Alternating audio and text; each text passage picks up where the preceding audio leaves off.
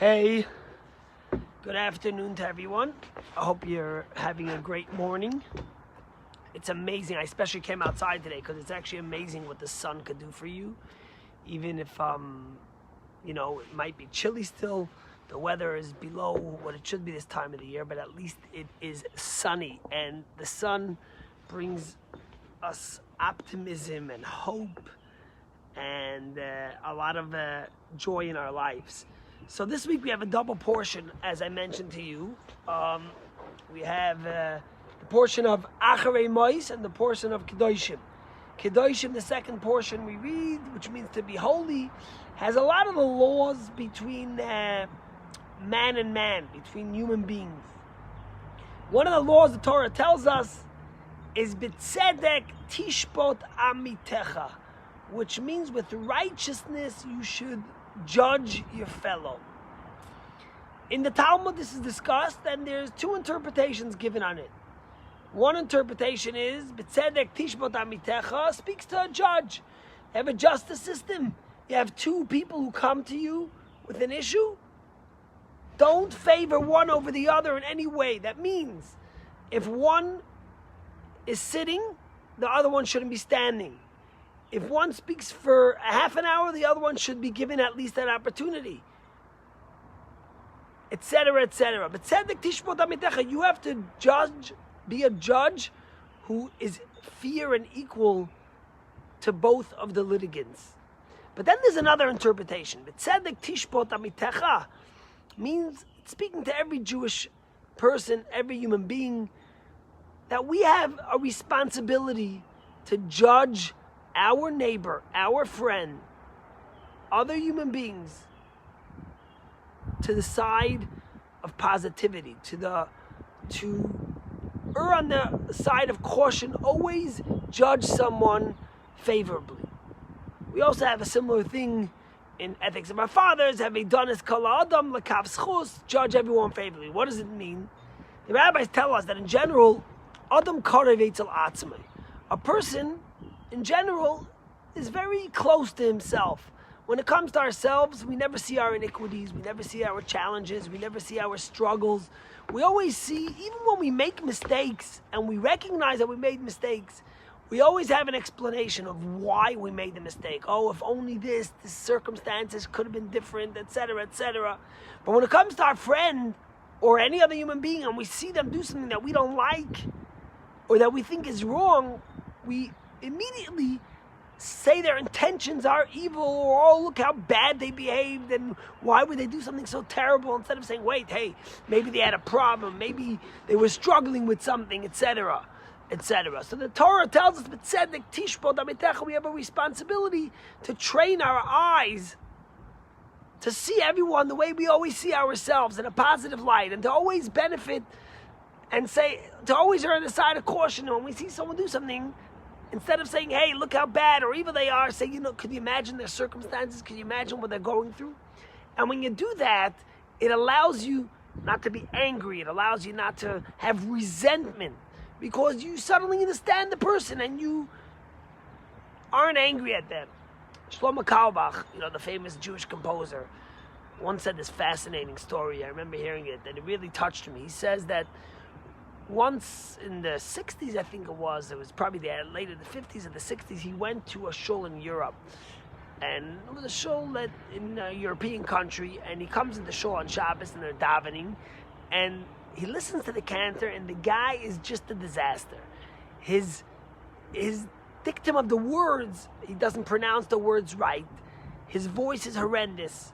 He's skipping words. It's just terrible. And Reb Shlomo says he gets so upset that he says, you know what? I'm going to go daven outside the shul, and I'll just come in for Torah reading, because you have to hear the Torah reading together, but I can't handle the way this guy is reading. So he goes out, he finishes davening, and he comes back in. And when he comes back in, he sees that the cantor is bringing the Torah towards the bima, and he's being held by two people on his sides. And he looks up and he realizes that the cantor is actually blind. Shocked and already feeling guilty, he turns to the guy sitting next to him and says, what's the story with this guy? And he says, oh, you don't know who this guy is? This guy was the greatest cantor in the city of Lvov, back in Europe, before the Holocaust. In the greatest shul, he was the cantor.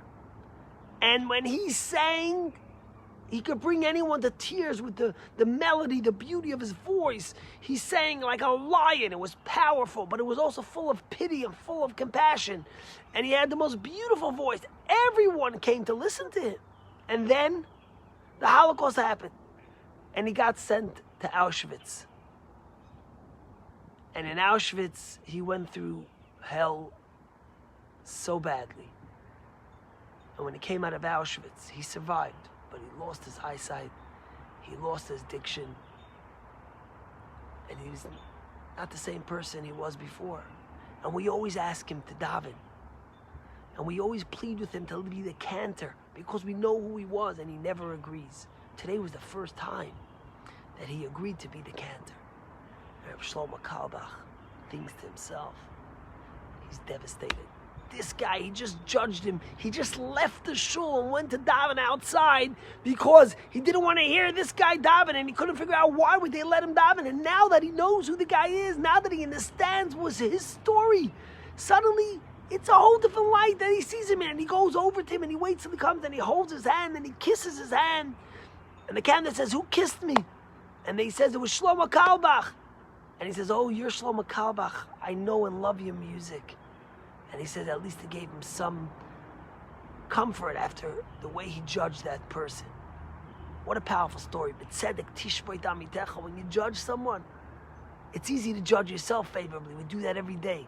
Every day we make mistakes, and every day we judge ourselves favorably. How are you judging your friend? I'll finish off with a little bit of humor, but a perfect lesson. I say the story about these twins who are 10 years old, 11 years old, and they literally were opposites. One was the most positive kid, always seeing things in a good light, and one was the most negative, bitter kid. Always, you know what I say, what's the difference between a positive and an optimist and a pessimist? I always say a pessimist is an optimist with a little bit more information at hand.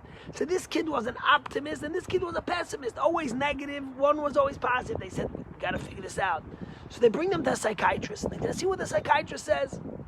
They bring them to the psychiatrist, and the psychiatrist takes the kid who's always negative and brings him to a room filled with the most amazing toys. She finds out which toys he likes, and she gets those types of Legos and those types of trucks and whatever it may be, and full of toys. I mean, anything he could ever dream of was there. The kid comes in, and the kid starts sobbing.